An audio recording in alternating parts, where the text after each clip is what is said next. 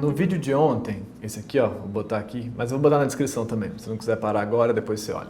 No vídeo de ontem eu fiz assim uma espécie de explicação rápida do que é autoescrita, né, dos princípios da autoescrita. E aí tá, beleza, entendemos isso, legal. E aí agora eu vou fazer aqui um vídeo hoje falando sobre os afetos, explicando os afetos. Os afetos dentro da perspectiva da neurociência afetiva, tá? Afeto é uma palavra que pode querer dizer muita coisa, a gente vai usar essa palavra dentro dessa perspectiva. Então, tá tudo bem se você usa essa palavra dentro de uma outra perspectiva. Então tá tudo certo, estamos aqui acordando o vocabulário para a gente poder trabalhar junto, beleza? Esse vídeo aqui é muito importante para mim, pelo menos, porque à medida que eu for andando com salva-vidas, falando as milhares de coisas que eu quero falar para tentar ajudar vocês aí com as encrencas da vida, eu vou poder me referir a esse vídeo. Vou poder falar, tem um vídeo lá dos afetos, então vai lá, olha o vídeo dos afetos, tem sempre o vídeo dos afetos. Eu acho que eu vou fazer isso, acho que eu vou usar isso. Então, eu estou produzindo esse vídeo para poder utilizar ele depois. Então, eu vou tentar fazer isso do jeito mais explicado possível, mas ao mesmo tempo de um jeito mais ou menos sintético. Então eu não vou falar tudo, vou falar um pouco que eu acho que é o necessário para se falar. A gente vai falar sobre os 7 sistemas afetivos básicos, teorizados pelo Panksepp, né? Eu falei dele no vídeo de ontem, o Jaak Panksepp. A gente vai falar sobre esses 7 sistemas afetivos e a maneira como eu entendo eles na prática do trabalho da autoescrita. Mas isso não quer dizer que isso seja assim, que é assado e tal. Dentro do campo da neurociência afetiva tem vários teóricos diferentes. Eu estou usando o Panksepp. E dentro do Panksepp, especificamente em relação ao Panksepp, eu estou usando também uma leitura que o Mark Solms, que é um outro teórico, faz sobre ele. Isso tudo pode não importar para você, mas importa para mim, que eu deixe claro qual é a linha que eu estou seguindo nesse campo vasto que é a neurociência, nesse campo vasto e complexo que é a neurociência afetiva. Estou seguindo essa linha. Por quê? Porque eu acho que ela é a que me ajuda mais no meu trabalho, no trabalho da autoescrita. Eu vou falar dos 7 sistemas afetivos do Panksepp, mas eu vou dizer como que eu uso eles, como que eu uso esses sistemas e como que a gente vai usar esses sistemas no trabalho da autoescrita e aqui nesse canal, beleza? Então vamos lá. O Panksepp era um neurocientista, então ele pensava em termos de cérebro, né? De lugares do cérebro e tal. Então, tudo isso que eu vou falar, esses 7 sistemas, têm regiões cerebrais, né? E eles existem em todos nós, em você, em mim, em qualquer humano, independente da questão cultural, independente do lugar onde nasceu, da época, independente de tudo isso, eles existem em todos nós e em todos os mamíferos.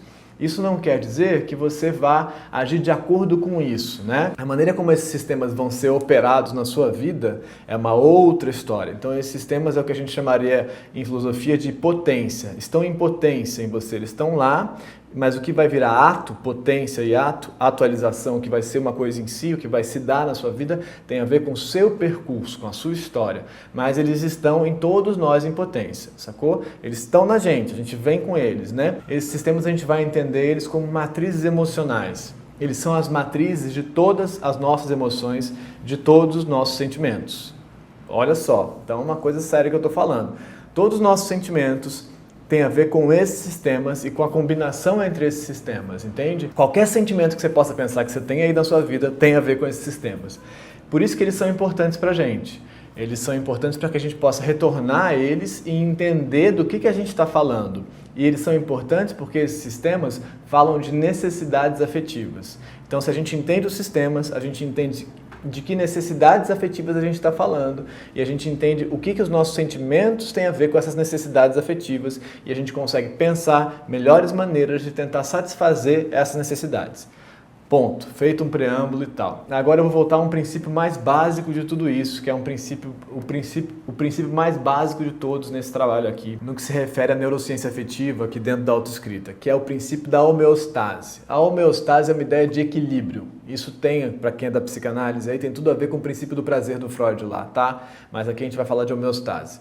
Mas então, a homeostase tem a ver com equilíbrio, assim, é o negócio, é o lugarzinho onde você está em equilíbrio, não está nem muito quente, nem muito frio, e você vai sobreviver. A homeostase é um negócio de regulação que a gente tem dentro da gente, que tenta apontar a gente para o lugar ótimo de sobrevivência, ótimo assim, ideal, assim, a gente tenta chegar mais perto do equilíbrio, assim, nem muito quente, nem muito frio, né? Tenta apontar a gente para esse lugar da gente ficar bem, da gente sobreviver. Então eu estou satisfeito, não estou morrendo de fome, mas não estou empanturrado. Isso é homeostase. Isso regula a nossa vida.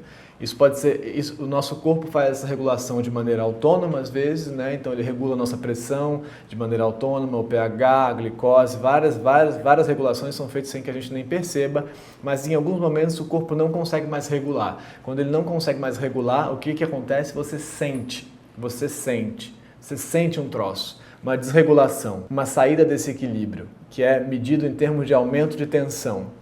Quando começa a se afastar da homeostase, aumento de tensão, vai aumentando. Desprazer, estou me afastando da homeostase, desprazer. Quando eu retorno para a homeostase, quando eu vou retornando para a homeostase, prazer. Então, aumento de tensão, diminuição de tensão. Se afasta da homeostase, aumento de tensão, desprazer. Se aproxima da homeostase, diminuição de tensão, prazer. Isso tem uma conexão direta com o princípio do prazer do Freud. Para quem gosta, eu gosto. Mas então, pensa nisso. Se afasta da homeostase, do equilíbrio, aumento de tensão. Se aproxima, redução de tensão.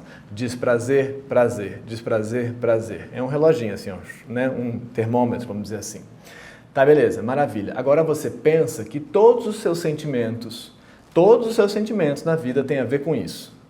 Então, quando está ruim, quer dizer que está se afastando da homeostase. Quando está bom, quer dizer que está se aproximando da homeostase. Medo, culpa, inadequação, saudade, animação, euforia, tristeza, qualquer sentimento que você pensar, qualquer um, desprezo, melancolia, apreensão, raiva, qualquer coisa que você possa pensar na sua vida tem a ver com isso aqui, né? Princípio do prazer para o Freud, homeostase na neurociência afetiva. E aí, desse princípio de prazer e desprazer, aumento de tensão, diminuição de tensão, aumento de tensão, diminuição de tensão, vai derivar tudo. Né? Vai derivar tudo que a gente sente. Maravilha, tudo passa por aí. Prazer, desprazer, aumento de tensão, diminuição de tensão. Mas isso é muita coisa, né? Muita coisa. Isso é o mundo inteiro. Antes de chegar lá, a gente pensa nos 7 sistemas afetivos. A gente vai entender as 7 necessidades básicas, que são as ferramentas para a gente conseguir entender o que são os nossos sentimentos. Essas 7 necessidades básicas estão ligadas a essa homeostase, sempre, né?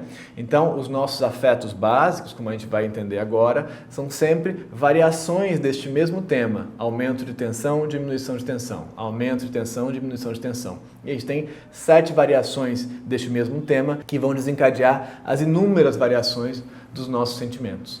Quais são esses 7 sistemas e essas 7 necessidades afetivas básicas? Essas matrizes de sentimento, essas matrizes de emoções, né? As bases do nosso sentir no mundo.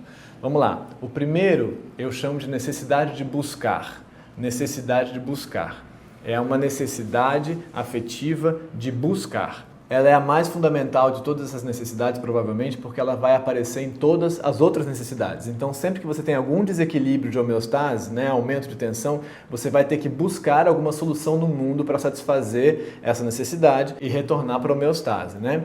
E todas essas necessidades que eu vou falar aqui, essas 7, elas são acompanhadas de uma espécie de comportamento padrão, assim, uma resposta, um tipo de colocação, um comportamento no mundo, estereotípico, assim, um estereótipo de reação. Né? Então, no nosso caso, a necessidade de buscar, porque falta algo, está faltando algo, estou em desequilíbrio, a necessidade de buscar traz o quê? Um olhar para o mundo. No humano, tem muito a ver com esse olhar aqui. Né? Se a gente fosse rato, tinha a ver com o nariz, mas já que a gente é humano e tal, a gente olha, né? A gente olha. Esse sistema tem a ver com o olhar, com o buscar, né? A resposta é essa. Preciso ir em busca de alguma coisa porque tem alguma coisa em desequilíbrio.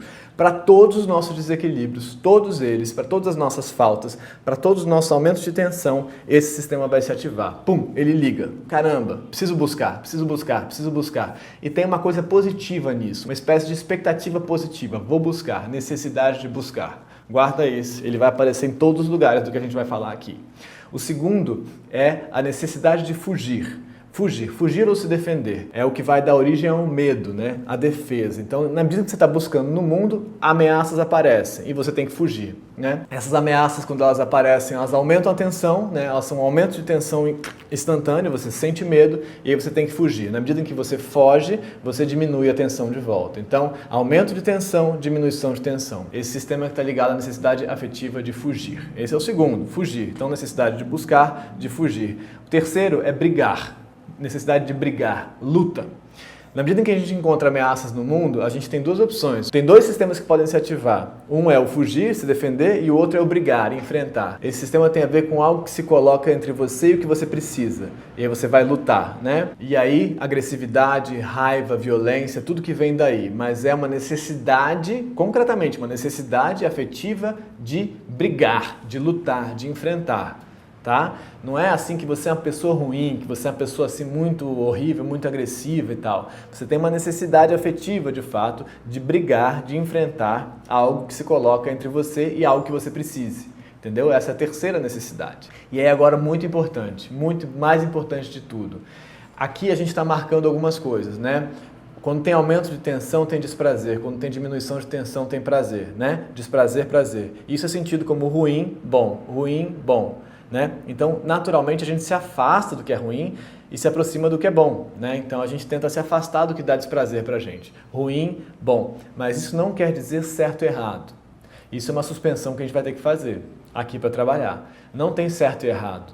Tem bom e ruim? Tem. Certo e errado não tem. Certo e errado é moralidade. Certo e errado é assim que te disseram que você pode sentir raiva ou não.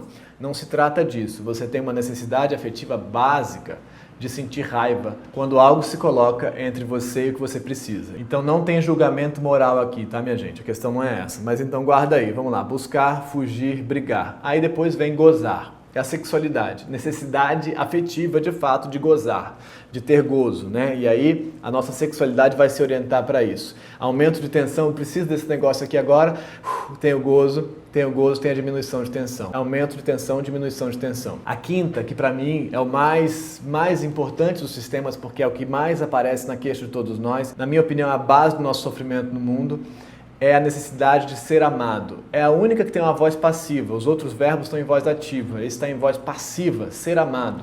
Isso é uma encrenca porque ele mostra claramente como você depende do outro para que essa necessidade seja satisfeita. Eu tenho necessidade de ser amado, que poderia ser pensado também como ser acolhido, ser gostado, ser cuidado. Ser acolhido, ser gostado, ser cuidado, ser olhado, ser acarinhado. Tudo isso, pensa em quantos lugares na sua vida isso aparece. A gente tem uma necessidade afetiva básica disso, tem um sistema cerebral, tem um lugar no cérebro, tem uma bioquímica, tem tudo isso que acontece. Quando você, é o sistema do vínculo, quando você se separa da sua figura de cuidado, a figura que cuida de você, o que você sente é desespero.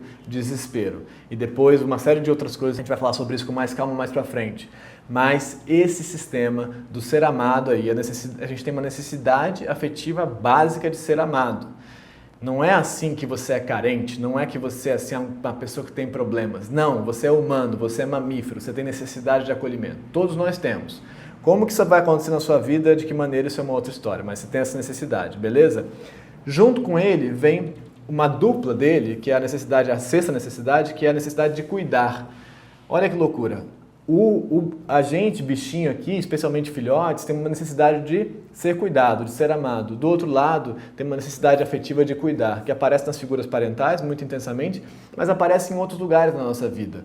Né? Pensa a quantidade de profissões de cuidado que a gente tem. Gente que gosta de cuidar de gente, cuidar de bicho, cuidar de planta, que gosta, que sente prazer em cuidar. É uma necessidade afetiva básica, a de cuidar. Né? Parece uma loucura, mas é. E ela está presente em muitos lugares da nossa vida. Por exemplo, ela é fundamental para os campos de empatia, mas a gente vai falar sobre isso com calma. A empatia é uma grande complexidade que aparece aqui dentro, envolvendo vários sistemas, né? Mas então, legal, a gente tem isso, né? Necessidade de ser cuidado é a quinta e necessidade de cuidar é a sexta, que se complementam ou não se complementam tão bem. Mas essas necessidades existem. Se você não satisfaz essas necessidades, o aumento de tensão acontece. É incrível e é isso mesmo que acontece.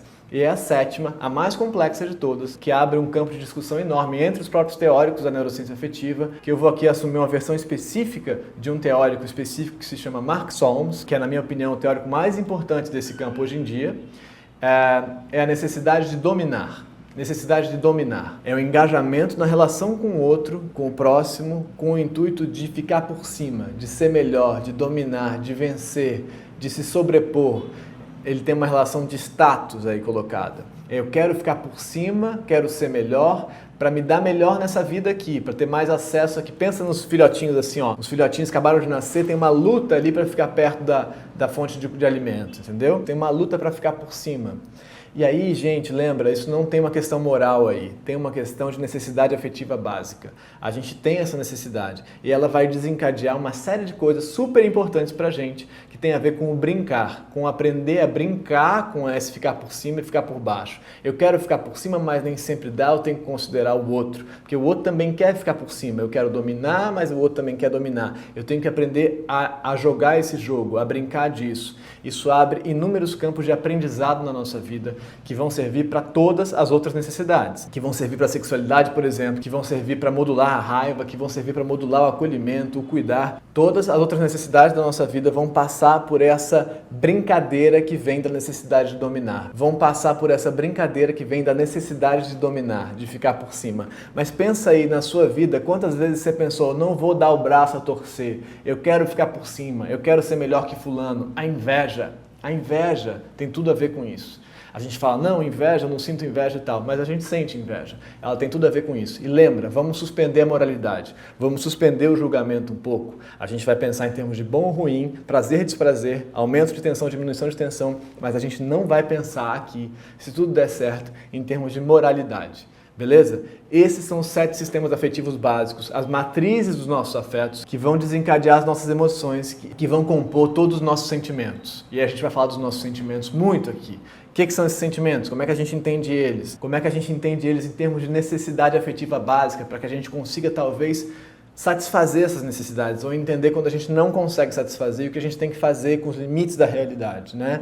As nossas necessidades afetivas básicas e os limites da realidade, os limites do outro. Que aprendizado que a gente pode fazer sobre isso? Como que a gente pode aprender a reconhecer essas nossas necessidades básicas e lidar com elas no mundo real, sem negá-las, mas sem achar também que o mundo é obrigado a satisfazer as suas necessidades. Então, guardados aqui os nossos 7 sistemas afetivos básicos, a gente vai voltar a eles muitas vezes. Esse vídeo vai ficar aqui como referência para a gente poder sempre voltar. Eu vou desdobrar isso muito em cada momento da nossa vida, como que essas coisas acontecem e aparecem, tá? E a gente vai aprender a lidar melhor com isso, se tudo der certo, tá bom? Já já a gente fala mais. Tchau!